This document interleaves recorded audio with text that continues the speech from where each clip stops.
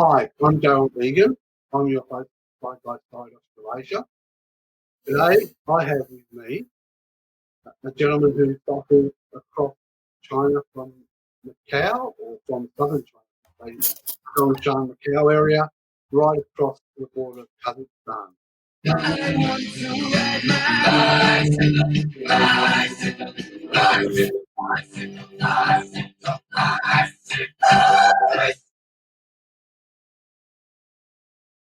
Now, was it a bicycle race, mate, or did you take a slow pace? I don't know how you define slow pace when you're traveling 5,000 kilometers across the country. We traveled about 100 kilometers a day. We were in the saddle for somewhere between 4 and 6 hours each day. Sometimes we do 120 kilometers, sometimes do a little more. Longest day was 230, but we had a strong tailwind that day. So, yeah, I wouldn't say it was a slow pace, but it certainly wasn't fast. You don't go across China like that quickly. It's, from Zhongshan, the city where I live, to Urumqi, which was our target destination, is 4,900 kilometers. So it took 57 days. How slow is that? Yeah. And there's some good downhill runs, I suppose, as well. Unfortunately, no, it's all uphill. At Is least it? that's the way it feels. No, it feels that way when you're riding it. You may find yourself traveling. There's some stretches where you travel up these, particularly places like Gansu. They're very, very high mountains, and the roads are great because they're long and winding, and they'll take you up to 2,500-3,000 meters. Sometimes you can go higher, but we try to avoid the really high mountains. And you can ride for 40, 50, 60 kilometers uphill, and it literally takes you hours. It takes you all day. Then, of course, you get to the top and you plateau, and you're up and down on a plateau for probably another 1,000 kilometers. And it's time to come down from that plateau, and it takes you about an hour, but it's taking you 8 hours to get up there. That's the problem. You cycle 40 kilometers downhill, and you do it in less than 20 minutes, 25 minutes. You're doing 60, 70 kilometers an hour, because we've got a lot of weight on the bike. So when you get a downhill run, wow, it's really, really fast. I've done over 70 kilometers an hour on a bicycle, fully loaded with all the kit. It's terrifying, actually. It's exhilarating at the same time, but it is quite terrifying. Luckily, there weren't any police with radars and you're going through a 60 zone. Oh, we've traveled through. I've done that, actually. When you all over China, there are speed cameras, but they don't normally pick us up. But myself and a colleague, a co-rider, were riding through. It was in Xinjiang, and we were on this long slope going down, really long slope, and we were riding together, which is quite unusual. When you're on a long run, you tend to just go your own pace, and we were riding together. And as we're riding, we saw ourselves coming towards this speed camera, and we said, "I wonder if it'll catch us," and it did, and it caught us, and we were doing 57 kilometers an hour at that stage. So it was a 60 zone, so we were okay. But there's be other times where it wouldn't catch us because we're on one bike and it's kind of geared up. I don't know how they work. They're geared up for a bigger item going through. But on this occasion, the two of us went through at 57 kilometers an hour in a 60 zone. So we were all. Yeah. I mean, you're talking about uphill. I mean, anything physical after 50, mate, after I reached 50 is an uphill battle. I remember when I was 16 and I used to ride to football training, ride to school, do my football training. Oh, physically I was great. Later it's a bit harder. Could you tell me about some of the experiences you saw in some of the places you went to, going from Zhongshan or the southern part to Kazakhstan border? Well, you see everything. I mean, literally, we crossed the three main rivers. The Pearl River is the biggest one in the south. The Changjiang, which is the Yangtze River, is kind of splits the middle of the country, and anything north of that is either central or northern China. And then in the north, you've got the Yellow River, which is probably the longest. I think is the longest of the three. The Yellow River is way up in the north and travels basically from the Himalayas all the way out to the east coast. The Yangtze does the same, and it comes a little further south. So we've passed over the three rivers. We crossed three deserts: the Taklamakan, the Tengeli, and the Gobi Desert. Now, the Maclan's an interesting one. In the local language of the people there, it means enter and never return, something like that. mm, Effectively, if you go in there, you die. And that's basically it's the area where Loch Nor, where they tested the bombs back in the 1960s. It's right. also now it's a camel reserve. So I mean, literally, it's a desert. There is nothing there, and the only place to get shade is when a truck breaks down. You find the shady side of the truck, and you sit down and you have a drink and something to eat. And the truck driver usually comes out for a chat. What the hell are you doing here? So yeah, truckies are really very good out there. They're very helpful. They'll come out and they'll just hand you, hey, want some water? And they'll hand you a bottle of water, and that's just how they are up there. They're great. And we have our own water, but always take it because A, they want to give it to you, and B, never know if you're going to need it. Yeah, I So mean, yeah, you're talking e- every extreme. Sorry, you've got we have rainforests in the south, and we have mountains and deserts. We crossed three different mountain ranges, three different deserts, and the three main rivers of China. So yeah, what do we experience? It's a little hard to tell you in a 1 hour interview. To be honest. exactly. You would have experienced a lot, and you're talking Mm. about places that you enter that you don't return.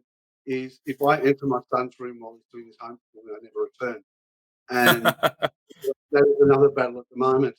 Now, Yeah. well, in relation to, and that's what I really want to get to, was a big part of your journey was Xinjiang.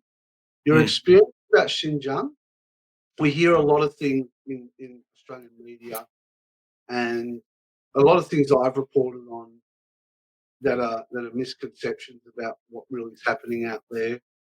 Yeah. And like for example, they're saying, oh, example, China's got 40,000, almost 40,000 mosques in China, I think, on statistics. Uh, I thought it was 30,000, but I'm not going to argue that number with you. It's a lot. Yeah. yeah, it's about 39 or something. I think. And I think the US has got about 2,700. And they sort of, saying about China how, oh, they don't have access to mosque or religion and so on. Could you tell me a little bit about that and your experience in Xinjiang? Okay. Well, before I go into the Xinjiang experience, I don't know if you're aware that China has a constitution, and in the constitution, religious freedom is written into it. It's part of the constitution. Now, then, people who don't know China will say, yeah, but it's Chinese religion. I live in a small city in southern China, and literally within 1 kilometer of my house, there are three churches. One is a Catholic church. One is another Christian church. It has a cross on the top, but I've never been into it. I've been in the Catholic church. My father is a Catholic. When he visited, I took him to church. One of them is quite heavily visited by Koreans. We have a lot of Korean people here. There's a lot of Korean Christians. So it's a Christian church, but it's not Catholic. I'm not sure what it is. And the other one is an interdenominational church. There is no mosque in Zhongshan, and I've seen Muslims going in and out of there. So they're using this church building as their temporary mosque. There's also a restaurant here. I'm not there at the moment. I'm currently in Sichuan. So when I say here, I mean Zhongshan, where I live. There's also a restaurant there, huge restaurant. It's simply called the Muslim Restaurant. And I believe that all of the Muslims in Zhongshan who want to go to the mosque go there. On a Friday, it's very, very busy. It's full of people who have been to prayer and then eat afterwards or eat before and go to prayer. I'm not sure their religious practice. But yeah, there are places where people meet. So there is no restriction. There are some restrictions on religion in China. The Mm, restrictions are on things like cults. They don't like cults. And people say, what about Falun Gong? Falun Gong is a cult. It's mm, it's run by one leader, and that leader is supposed to be immortal. That leader says you can't have interracial marriages. You can't have medical care if you're sick. Falun Gong, which I believe started life as a kind of a Tai Chi thing, and mm, there's parts of Falun Gong which are absolutely they are intangible parts of Chinese cultural heritage, and there's mm, parts of Falun Gong which are I don't know, Scientologist kind of mm, cultish things. Now, China does stop that. And it does discourage and it stops people from going to private churches. You can go to a church that has been approved by the government. Now, that church may not necessarily have government messages, but it is a church that's approved by the government. Now, let's move on to the Muslim and Islam thing. And I'm not sure of the exact number. I thought it was 29,000. You say it's 39,000. I'm not going to argue. I know because I've seen thousands of them. Mosques are everywhere in northwest China. Once you get past Xi'an, there are mosques all over. Every little town and village has a mosque once you get past Xi'an. Now, before Xi'an, you still find mosques. The oldest mosque in China is in Guangzhou. And there are mosques everywhere, literally everywhere. You can't, there isn't one in my hometown. The city where I live, Zhongshan, does not have a mosque, but it has a place where Muslim Islam can be practiced. There's no issue with that at all. It's written into the constitution. The government allows them to practice. Now, there are inside of the Islam religion, as in the Christian religion, there are cults, there are fundamentalists, and there are extremists. We know that, and America knows that, Australia knows that. They're fighting these extremists everywhere. And what China is trying to do is say, we don't want to kill these people, we want to re educate. There's the difference. Now, I would have arguments and arguments all over and over again with guys who've got PhDs, and they say, but they're destroying the religion. How do you destroy a religion? If you have a religion, you believe in God, it's in here and it's in here. That's your religion. Now, the government can tell you what words to say, but it doesn't stop you thinking and feeling like a Muslim or a Christian or a Buddhist or anything like that. And this idea of China bans religion. Do you know how many Buddhists there are in China? Now, you could argue Buddhism is not a religion, it's a philosophy. It doesn't have a god, it has a leader. I don't know exactly. I'm not a philosopher, I'm not a theologian. But the fact is, religion is everywhere in China in different forms. So there is no religious oppression. There is religious control. I agree with that. There is religious control. But is that any different? I've been to church in the UK, only again with my parents, and been told who we should vote for when there's an election coming. Isn't Yeah. that government interference in the church? Yeah. The church supports the Church of England in the UK is actually part of the monarchy, and then you get the Archbishop of Canterbury telling you that he thinks that the best way to go is to vote Tory or whatever he does. I Yeah. don't know. And then you've got the Vatican getting involved. This is the head of the Catholic Church, the leader of the Catholic Church, which is one of the, I think, biggest in the world. I'm not sure if Catholicism is bigger than Islam, but certainly Christianity is bigger than Islam right now. But I think that's changing. You've got all these people involved, and that's what the government's trying to do. The government's trying to say, don't get involved in politics. Have your religion, worship your gods. That's okay. We're not going to stop you, but stay away from politics. And in order to do that, they start right at the very bottom in schools. There's no such thing as a Catholic school or an Islam school for children here. All schools ban all religions. Now, people say, and I keep reading this, Islam is banned in these schools in Xinjiang. Yes, it is. It's banned in schools in Guangdong. So is Christianity, so is Buddhism. Every single religion is banned in every single school. Now, here's the next thing. Would you like to become an Islamic imam? If you are a Muslim and you want to become a Muslim leader in China, what do you do? Do you have to leave China in order to be trained? No.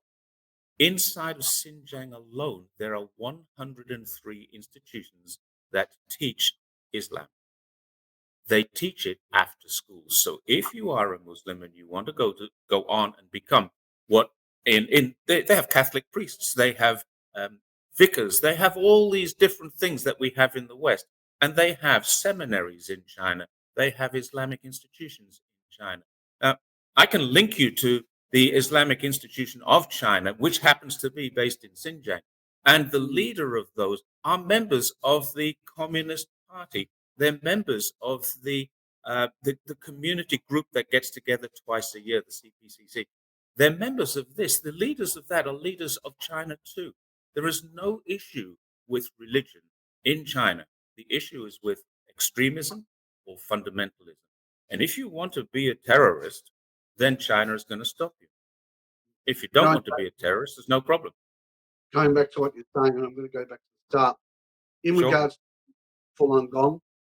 In my research, and it was actually brought up in an ABC program as well, Yeah, that I saw that. Yeah. Falun Gong has some racist beliefs, and I'll just go on to that. There's a few other things that you said. Falun Gong has racist beliefs that mixed race people, and I've looked at this, that mixed race people are an abomination, Hmm. and also they're homophobic and believing that gay people should be eradicated by God. Now, they're not consistent with Australian values here in Australia. They're not consistent with values probably anywhere. That is one. So I think, yes, any country would have a problem with those type of preaching. The Mm. second thing is you touched on, um, extremism. There's Yeah. extremism in the right wing Christian fundamentalist area where they believe probably every Muslim should be killed. Some of them they're pretty anti-Muslim in their Agreed. in their Yeah. in their Yeah. and then you've got Mm. the Wahhabism faction of Islam that can be Out that of can Saudi sort Arabia. Yeah. of that can have those really aggressive views. So that does Well, need to be the controlled. Wahhabists and the Salafists are the ones that China is trying to eliminate from Xinjiang, and Mm, many of them have left Xinjiang already. And right now, it's almost impossible to follow through on anything. Xinjiang is a it's a police state. There is no doubt about that. mm, You can't wander through there carrying a firearm. No one can. If you're carrying bombs, you will get caught. There is no way you're going to move around Xinjiang, and that's exactly what China did when they the words clamp down, crack down. These are really words to describe the Chinese government are called the Chinese regime in your news. If I pick up any newspaper from the West, it doesn't say the Chinese government. It says the Communist Party or the Chinese regime. It doesn't mm, say the Chinese government. Now, the Chinese government is the most popular government in the world. Don't mm, believe me? Ask Harvard University. There's another university in Canada. Off the top of my head, I can't remember which one. They have recently done surveys, polls, and research into Chinese governance. China, one of them had 95.5% the government popularity rate or satisfaction rate. The other one was 98%. And I would say right now it's probably even higher than 98%, while Biden has gone down to 38%. And that's mm, because of what China is doing and how they are managing. Now, China has not killed a single terrorist anywhere in the world. What they've mm, tried to do is re-educate those terrorists. And no, they're not all terrorists. Some of them are just going that way. There's a lot of poverty in China still. They say they've eradicated it. They've eradicated absolute poverty. They haven't eradicated poor people yet. yeah. And the poverty still exists. And that's one of the things you notice when you are cycling through, particularly through the northwest of China. Where I was yesterday was a poverty alleviation area. There's still a lot of poor people there, but they're better than they were. And that's what's happening here. Every single person in China is better off today than they were last month or last year or the year before. Every generation right now, the kids coming through are going to have a better future than the people who brought those kids up. So that's how China is so popular. And Falun Gong and the extremists, and even extremist Christians, they actually there's a they don't like Mormons very much in China, and there's a Mm, problem with that because it's against the law in China to preach. Now, mm, if I know some Mormons and they're really good people. They come here to teach. Nothing wrong with that. But as soon mm. as you start teaching about Jesus, then you're preaching, and you will get kicked out of Can I, China if you're caught doing that. can I just comment on that? When I was Sure. in Macau, and I could see an issue with this, I was in an open area, and and I was sitting down, and I saw these two white shirts. I think they were Seventh Day Adventists. I'm not sure. They went up to this Mm. child who was 8 years old, and preaching to him, and actually asked him for his parents' private information, like their phone number and everything. And Wow. I was shocked. I just said, "Look, that's not acceptable." I said, "You can't go asking a child, a minor, for the private information of his parents." "Oh, we're spreading the word of God." And I Mm. said, "Well, you've got to spread it responsibly." So I have seen this, and Mm. they come to doors and private doors and knock on the doors, and it can cause a lot of disturbance in people's lives. So I think if people want to practice a religion, they'll be drawn to that religion and and go to that religion. Going back to Falun Gong issue, Epoch Times was put out in the front of. I've read this somewhere. Was put out the front of Coles and Woolworths stores, and Mm. apparently Coles and Woolworths got wind that it's Falun Gong paper, and they had beliefs that were racist and homophobic.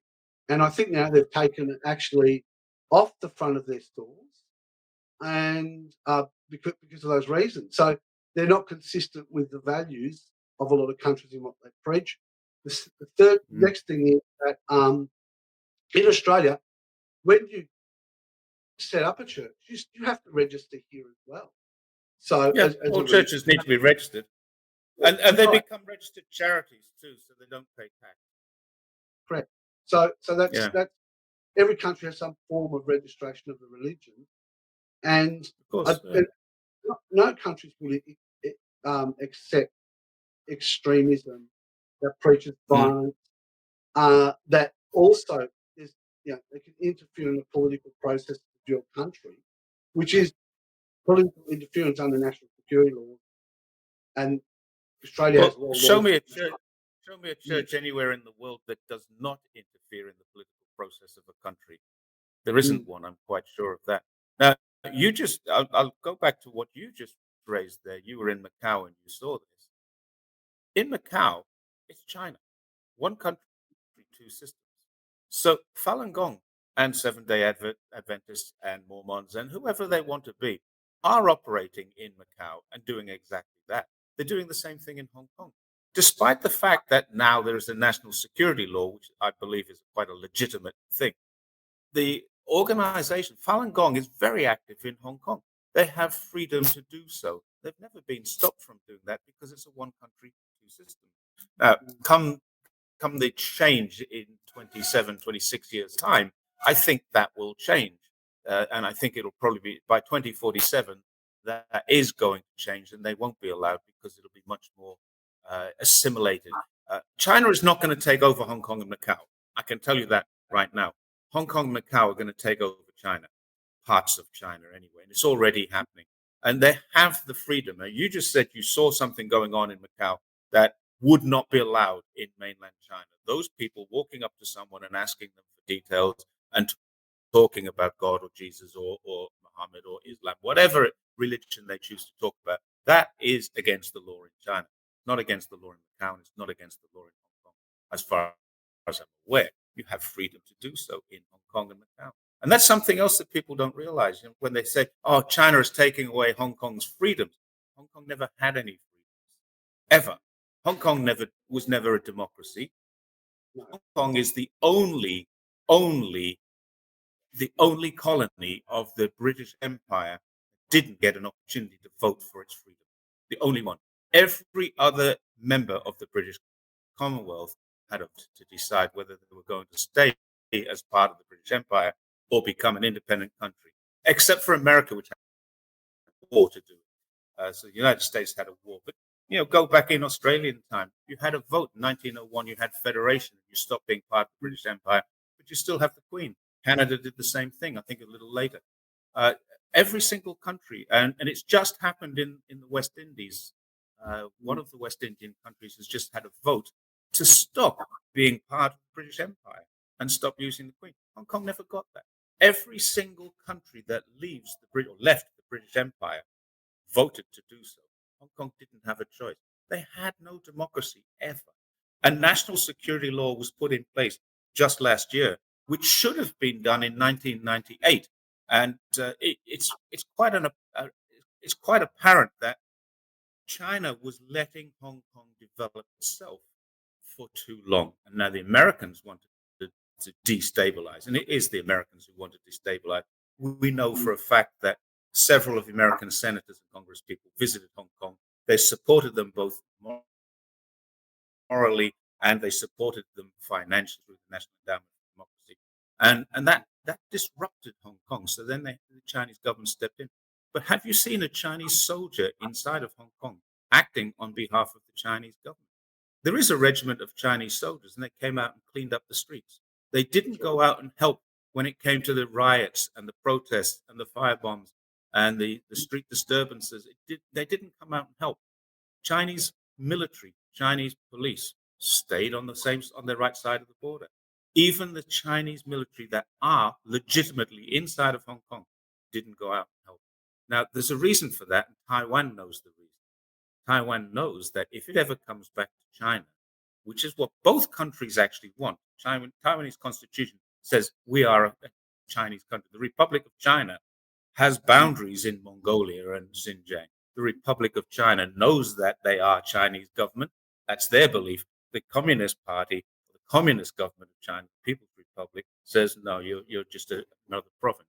Now, when this happens, when it does finally reunite, there will probably be one country, two systems. And that's why China is not marching with tanks and guns and soldiers into Hong Kong.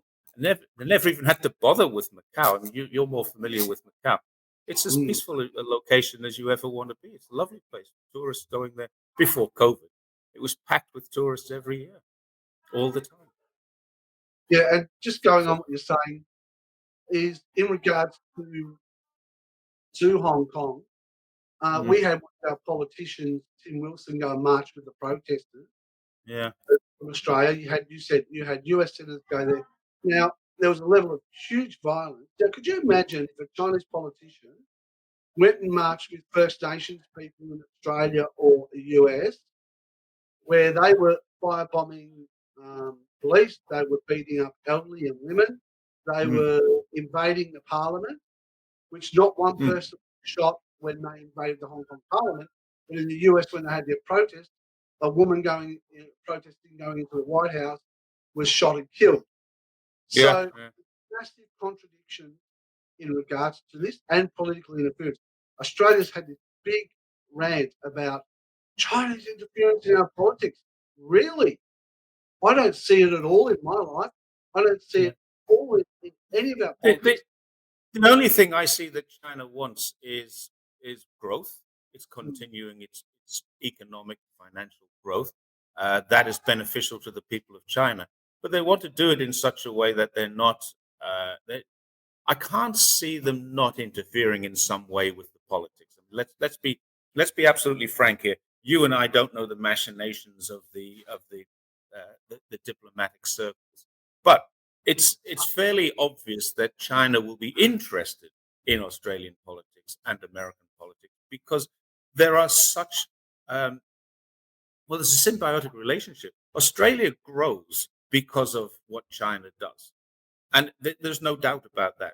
Without China, Australia, you'd lose every single coal miner, for example. I think there's 30,000 of those would lose their jobs without Chinese coal and Chinese imports of coal. Now, people mm, say it's all being banned. No, it hasn't been banned. It's still going on. There's mm. still coal coming across. There is still wine coming across. I think there's no barley, but the World Trade Organization are handling that dispute. Lobsters are still coming across. The reason lobsters were stopped at one stage about a year ago was because the lobsters came without the certification of being lead free. And so they stopped the shipment of lobsters. But lobsters can still be transported across to China as long as they've got the certificate. That's all they need. They need them to be tested, certified, and then they're okay to come in. There's no issues with China. And one of the things that most people don't realize, the Department of Foreign Affairs and Trade, DFAT, has a website. You can go on the website and you can go to as recently as last month and look at the trade figures. The trade figures for last month between China and Australia are as high as they've ever been. The trade figures for last year took a dip because of COVID, but after that they've recovered and they bang, bang, bang, bang. Every month they're increasing. The trade figures year on year are up. The trade figures between Australia and China have not been impacted by the disputes that we have over four products. That's the issue that people don't see because they're reading the wrong newspapers, they're reading the wrong data. And I find that if you start looking into this, particularly what you're reading in Murdoch Press and on the ABC most of the time, you're finding that there is something completely wrong with the situation. Go onto the Chinese government, go onto the Australian government website. Chinese government, you need to be able to read and write China or read Chinese to be able to follow that. But you cannot see a dent in the trade figures between our two countries. Now, I'm in China now. You're in Australia. That's why I mean our two countries. I'm not, but I've even thought about doing that because I'm mm, actually quite ashamed to be Australian sometimes. mm, mm. You're going on that point. Mm, When you talk about the four trade issues, I'll go into one of them, and that was the international education sector. mhm. In June last year, uh, there was over 400 racist attacks against Chinese Australians, as reported in the Sydney Morning Herald, and there was a lot more unreported. Now, the Chinese government turned around and said, "We have concerns about vulnerable students who could go to Australia and be attacked," and that's a worthy concern. Yeah. Scott Morrison turned around and said, "Nothing to see here, no racism. You're just trying to bully us students." Mm, Well, I don't think there's anything bullying about asking for racism to be addressed. In 2018, Simon Birmingham, who's our education minister, who's our trade minister now, under the Turnbull government, the same Liberal government, Scott Morrison, uh, when there was an issue at that time with Indian students being attacked, they went to India to address the problem and fix the problem. yeah. But with Yeah. Scott Morrison told him to fix it. In, in that regard, there's contradiction. What I was saying about um, China and Australia in regards to political influence or interference, I'm talking more about China's probably seeking influence more than direct interference. In Australia, Influence, yes. Interference, no. I'd agree with that. I think China has a vested interest in knowing what's going on and probably having favorable politicians inside of the Australian government. China, open-minded politicians. I I honestly can't see China getting involved in getting people elected, but I can actually see China, and I don't know if they're doing this, but I can actually see they would want people like Peter Dutton, Andrew Hastie. They'd want those kinds of people out of politics because those people are vehemently anti-China. And if you're vehemently anti-China, and you're in a senior position as Dutton is. Hastie's still a relatively new MP, but he's the future of that party. And if you've got someone who is as vehemently anti-China as those people, I can see the Chinese. I mean, probably somebody in the embassy is working very hard to try and discredit those people. Yes, that's foreign interference, but it's in the interest of both countries, if people like Andrew Hastie never becomes the leader of Australia, a leader in Australian politics. Peter Dutton is likely to become a leader in Australian politics, and he's made no bones about it. He hates China.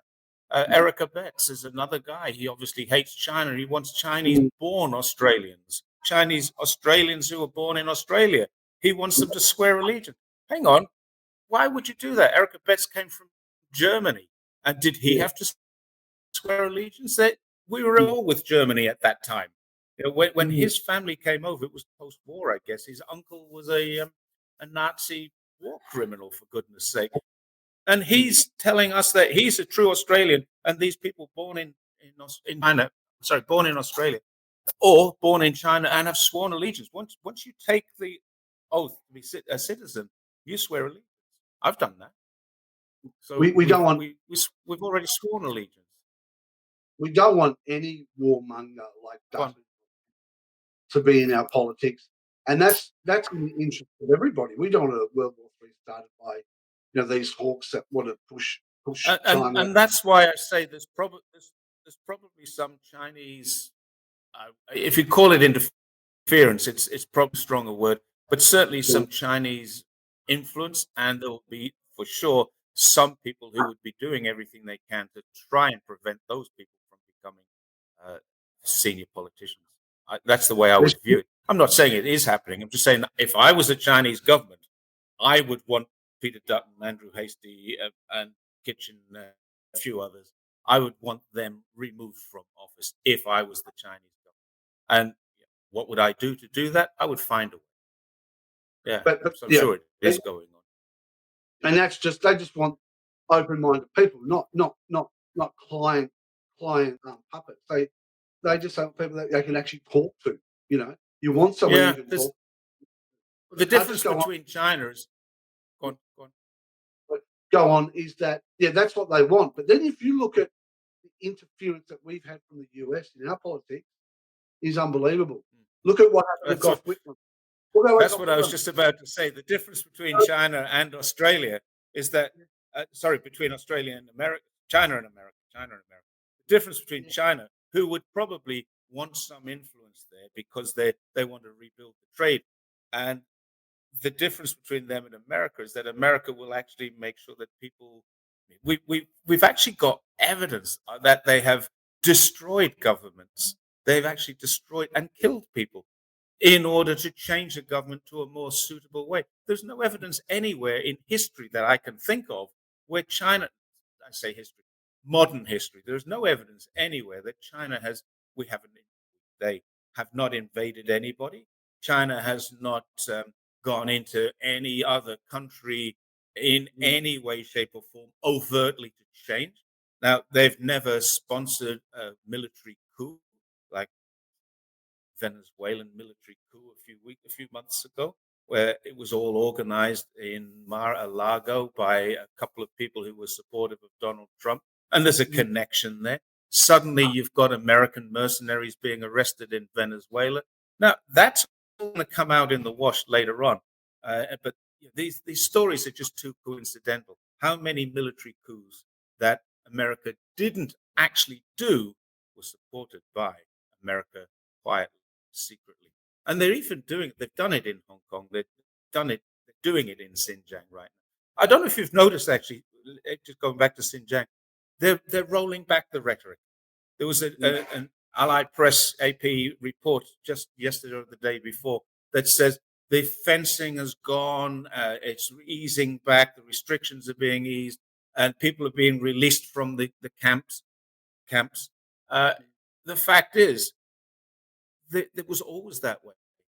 What they're doing, and people in the West are saying we've won, and China is easing off. There was nothing to ease off. Nobody is won, except if anything, the Chinese government have now acknowledged that they are winning this war. They're not going to release the security measures. They're not going to leave them. You every time you walk into a shopping center, a hotel, even a McDonald's, you walk into a McDonald's or a KFC, you walk through a metal detector and there's a security guard there. If something goes beep, he scans you like they do at the airport just to walk into a shopping center. Nowadays, it's even harder because you have to your QR code for the COVID green code. So you're going in through metal detectors and through health detectors. You're getting your temperature checked. You're wearing a mask. You've got to take the mask off for facial recognition. It's not going to stop all of that because nothing, nothing was actually going on that was sinister. There was a lot of heavy-handed security, but if you go back to, you probably never experienced terrorism.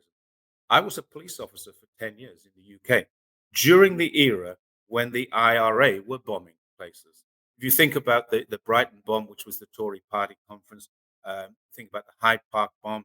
These were bombs that I have some knowledge of because I was actually in the UK at the time these were happening, and there's I've actually seen with my own eyes. I've seen victims of a terrorist attack. If we had had the measures that Xinjiang currently has, life would have been very different in the Yeah, UK. And the IRA will anybody from Northern Ireland will tell you thousands and thousands of people were detained. Hundreds of people were killed, many of them innocent people. Now, this is stuff that the British Army did. And now they're paying the price for it. Only now. It's going back to look at things that happened on Bloody Sunday and saying, do we want to prosecute these soldiers who deliberately shot into a crowd? We should be prosecuting the officers who allowed that to happen. Now, in China, that hasn't happened. Now, people could argue that 1989 Tiananmen Square, yeah, okay. You want to go back a whole generation and say that's the last time it happened. China learned something from that. And what happened is nothing like what the Western press portrayed. 10,000 people did not die. That's a given. The British ambassador said in his he sent a dispatch the night it happened and said as many as 10,000 people may be dead. Then the next day he revised that down to not quite 2,000. And as far as I can ascertain, and I have looked at every single aspect of that, from Americans, from South American diplomats, from British and American diplomats, a couple of hundred people died, and many of them were police officers and soldiers, not protesters. Can So, I mention what actually something? happened? Go on. Yeah, I was going to mention something on that topic you just brought up. People don't Yeah, realise that Tiananmen Square, the protesters were burning PLA security people in their vehicles. There was yes, attack yeah, on PLA people. We forgot yeah, about that. There's photos and videos, evidence of it. So yeah, this is yeah, yeah. not on evidence. So there Mm, was brutal attacks on those on the PLA, and actually there was even pictures of some of the PLA just sitting with the protesters talking to them and calming them down. So there's two sides to that story of what really mm, happened. mm. And they mark in Hong Kong, they mark the day that people died. They say people died there, but do Mm. we ever mark the day as much as 170,000 children who died as a result after the US bombing, as a result of US bombing in Iraq? Do we Yeah, do we mark those days? Now, I'm happy to mark any day where people have been brought, but do we mark those days? And we don't. And there's this mm, contradiction of what we do. Going back to Xinjiang, I want to ask you, there's been no photo evidence of abuse like we have in Guantanamo Bay. There's no mm. videos. And there's been a lot of testimonials that have been done, especially that Mm. one on CNN you know about. And stories have changed. I haven't even seen any medical report type evidence. Nothing Yeah. like that. Tell me more Uh, about that, as a please. former police officer, the first thing I think when I see these people giving evidence is I start to think about cross examination. What would I be asking that person? And not one of these, as far as I'm ever aware, has been cross examined. Now, there are hundreds of hours of videos available online for this very recent Uyghur tribunal, and I haven't watched most of it. I'll be honest; I've watched a couple of hours of it.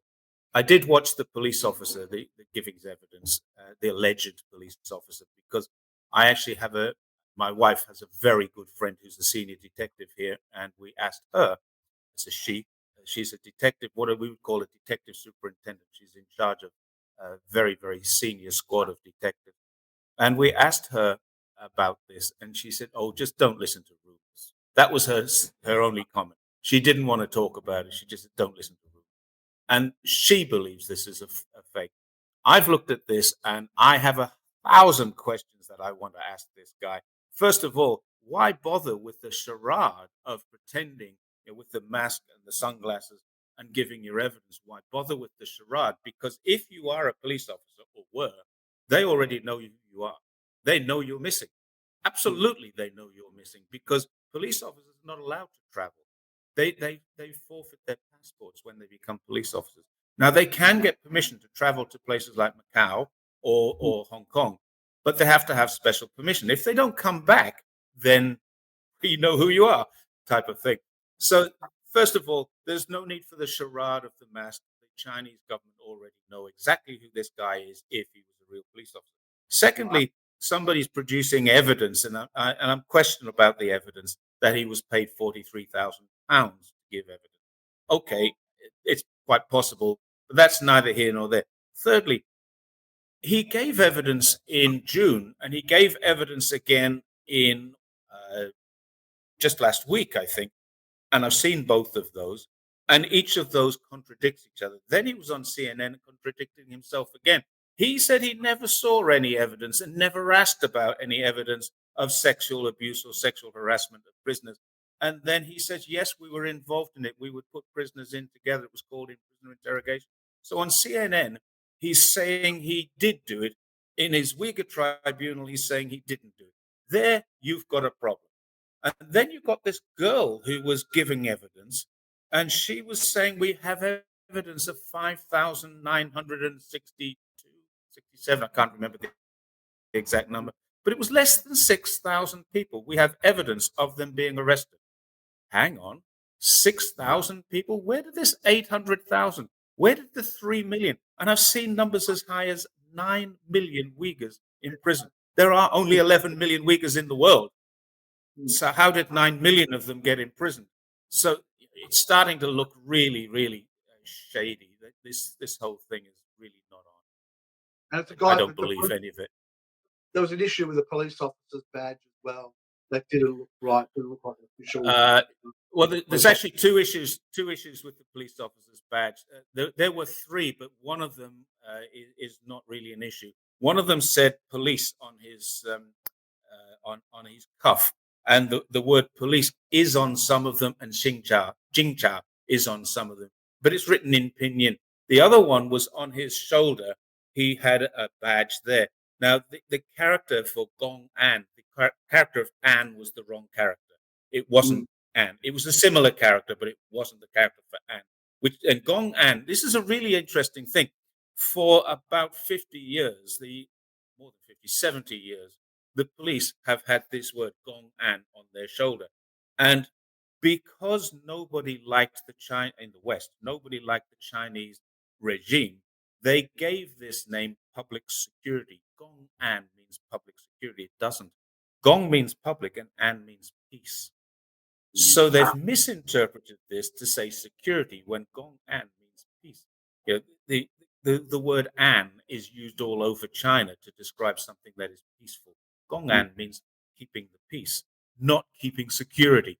Now, just that one word gives a different connotation to the police service. Mm. I've actually interacted with police in China, I would say probably a dozen times.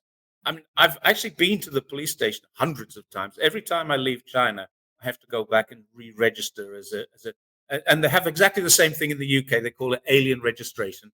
So this is not a police state thing. I used to be a police officer, and we would have foreigners come into the station, show us their passport with their stamp, and we would just put in the temporary registration for their home. They're allowed to live there, but we know who they are, police registration.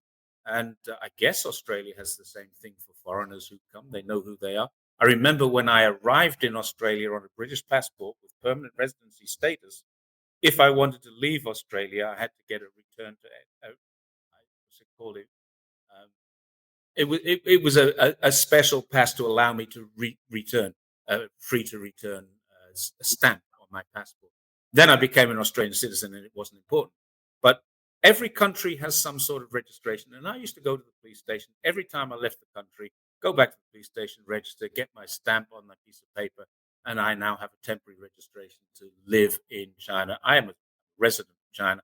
But if I go to Hong Kong tomorrow and I come back the next day, let's assume there's no COVID, I would have to go to the police station and let them know I went out of the country. Now I'm back. They would give me a new registration, and everybody's happy. So Yeah. So, I used to go to the police station every single time I left the country, and I've always found them to be extremely helpful, extremely polite, extremely community service focused. There is no authoritarianism in the Chinese police that I've ever experienced. I'm not saying they don't do their job. If a crime happens, yeah, they react, and usually they react in numbers, in bulk, because I guess they're pretty bored. If you see someone getting arrested, which you do from time to time in any country, then when someone's getting arrested, usually two police officers will arrive on a motorbike, and then two more, and then two more, and then two more. And there's 8 or 10 of them around. And it does look a little heavy handed, but it's just boredom, I think. They're just checking out what's going on. just what you said before is that also is a good way to track. They've got a big population, 1.4 billion. Mm. Is that people don't overstay their visas, and they've got to really keep on top of that system. Go, It's go, very easy. It's very easy to overstay your visa here. I know people who've done it. I had a friend. He was a Filipino actually. He stayed here 7 years on a 90-day tourist visa, and he stayed 7 years. He got when he went to leave.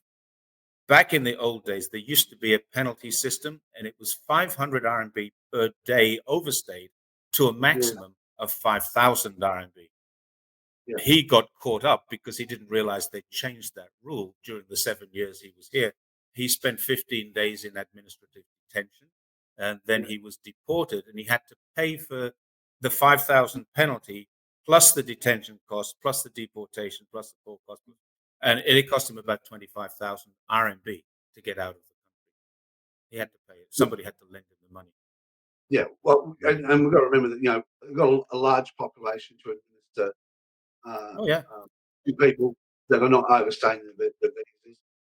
And yeah, so this is an interesting insight into what is really happening in China.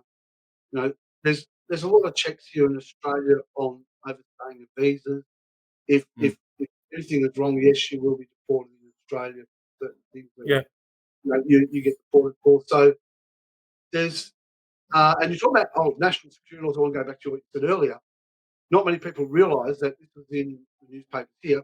ASIO's Australian ASIO's national security laws go further than Hong Kong. Just to recap. Oh, And let me assure you, every country in the world has stronger national security laws than Hong Kong. Every country in the world, I'm sure. Certainly, the Patriot Act in the United States. You've got in Australia. I think you have pretty much the strongest national security laws in the world. You've got people who are in danger of going to prison, and one of the reasons they're not helping Julian Assange is because he would have his problem would have been an offence if he did it in Australia as well. And what he did was expose war crimes, but the crime of exposing that is bigger than the crime of killing innocent people. How about that for a law? I mean, that's what we're saying at the moment. Somebody kills an innocent person under the guise of national security. They kill an innocent person. And then someone else says, can't do that. Look at David McBride. Can't do yeah, that. That's killing an innocent person. So I'm going public with this story. That's the offense, to go public with evidence of a murder instead of the police going and saying, well, let's get these people. You're saying, let's get that person.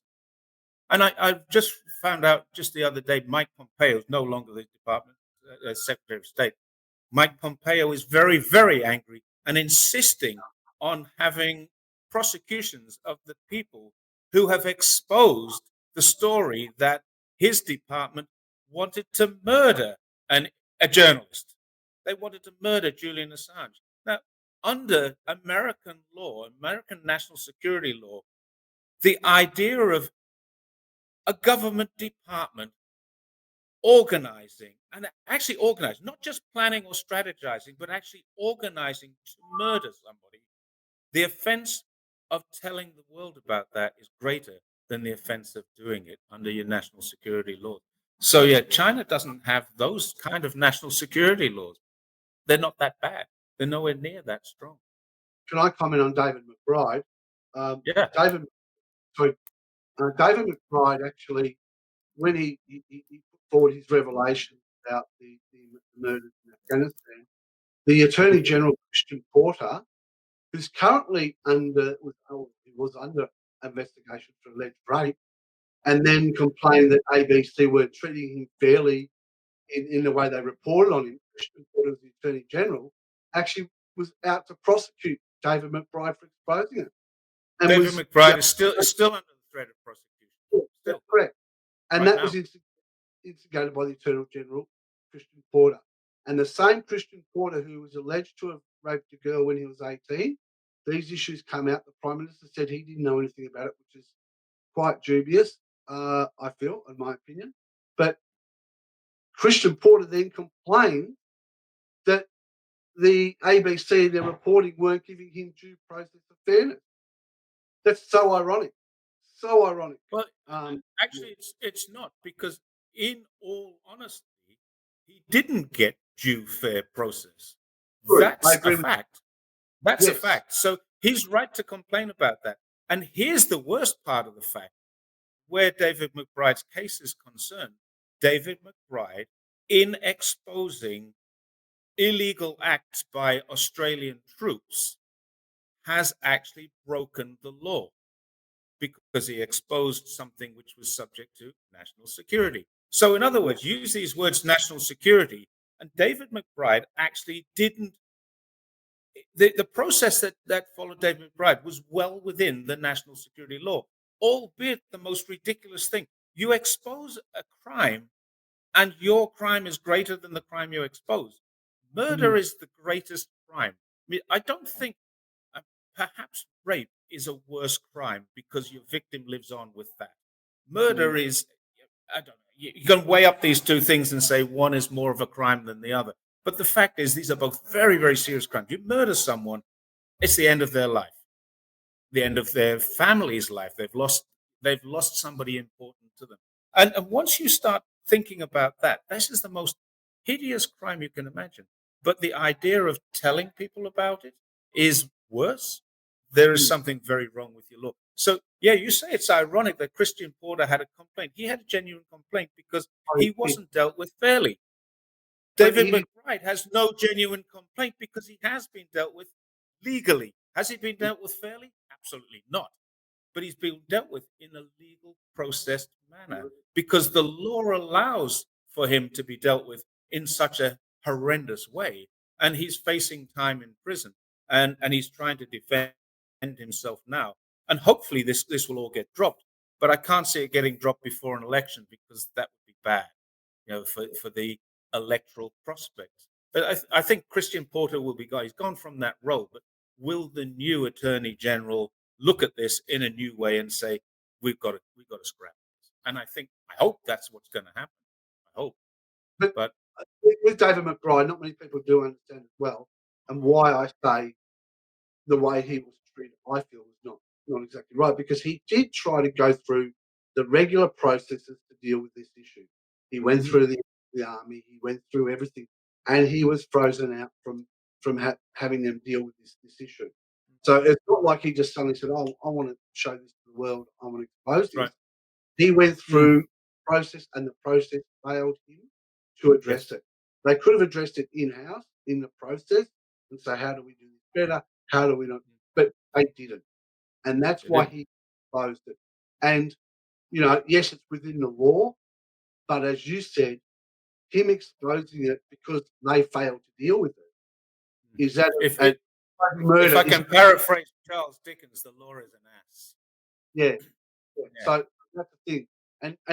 And yet in Australia, we're pointing fingers at China, saying you're not dealing with certain issues that we are alleging on dubious evidence that they're doing, Mhm. yet this gets ignored by the processors to the point where Yeah. David McCall has to go public.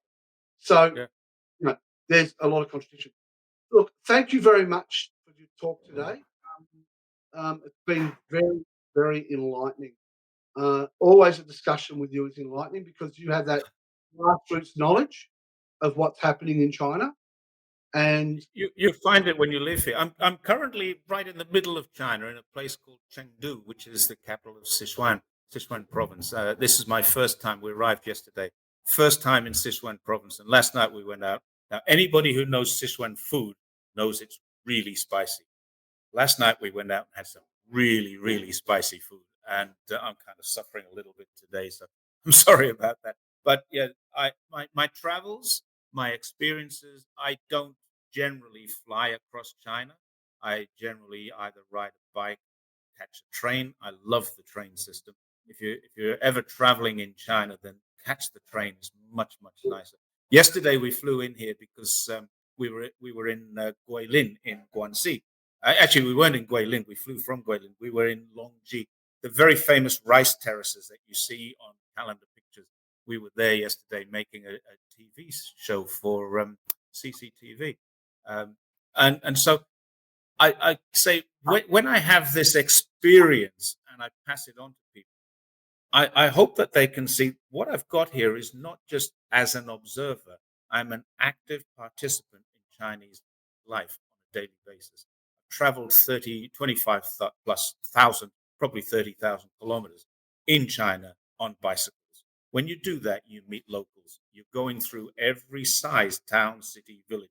I've traveled through massive cities. I've traveled through tiny villages.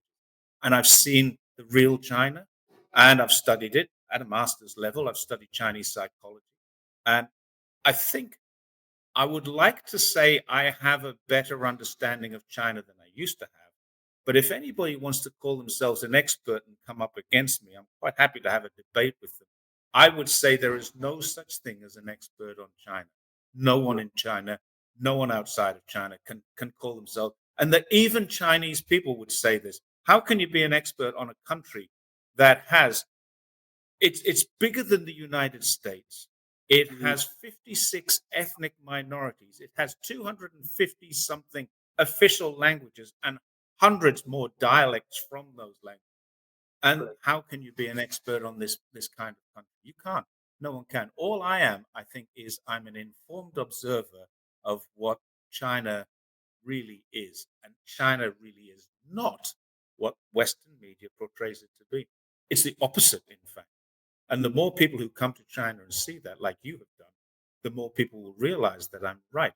And then you say, well, what about the journalists who live there and they see this? The journalists live in Beijing or Shanghai. They live in Western enclaves. They drink in Western bars and eat in Western restaurants. And when they travel, they're taken in a chauffeur-driven car. It's this type of thing. You get a driver with a car to take you somewhere to write a story. They don't live in China the way I've lived in China, the way I've seen China. And I think that's probably the most important thing that people forget. You can't see China from a plane. You can't see China from a book. You can't see China from a bar in Beijing. You see China when you get on a bike, or what my wife did in 2015. My wife actually walked from Zhongshan in the south of China to Beijing. It took 4.5 months, and she walked all the way. 2,200 kilometers, 4.5 months of walking. That's how you see China, and And cycling across it too. that's right. And that's why Mm. I want to talk to you today because you don't have experiences. And I think Okay, great. you're right. We're on a journey. We should be on a journey together and talk about the real China. So thank you Mm. again, Jerry. We Enjoy we your should time. we should do it all again and do it with a slightly different topic. Let's go more the social side rather than the political side. Yeah, yeah, And I correct. think there's a lot to be learned about China. Yeah, Yes. I want and to thrash and out it's that side first, and yeah. then yeah, definitely we will move on to that social side. I'll be happy All to right. do that. Well, it's great to be part of your show, Daryl. Thank you very much. And hopefully, some of your readers and listeners will learn something from this. I hope. They definitely will.